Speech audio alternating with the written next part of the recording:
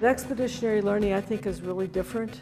It really, in a lot of ways, is just all the best practices teachers have done, but they've codified it and put it together and made it possible for all the teachers in the school to kind of be on the same page. The kids can learn through multiple different intelligences. They can do it through music, they can do it through mathematics, can actually have an art component, and music could have a mathematical component. I like that it offers this idea to wrap context within the learning. Take something that's local, the Missouri River, for instance.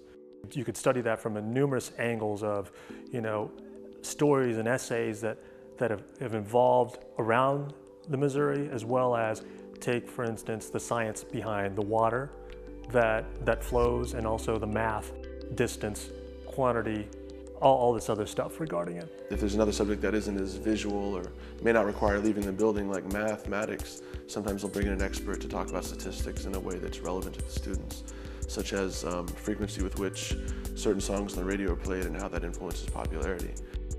We have classes that are music classes, but they are not approached like a class. They're approached like it's like lunch.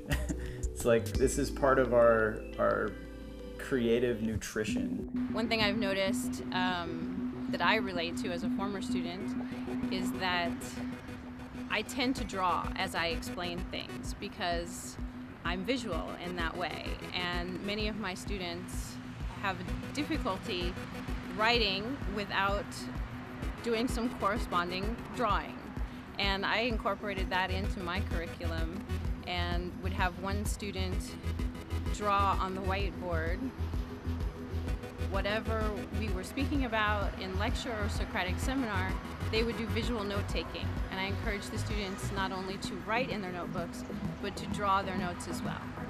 There's a certain joy about learning that I think the expeditionary learning encourages, and there's a sense of community service and a sense of giving back to the community and being part of the community.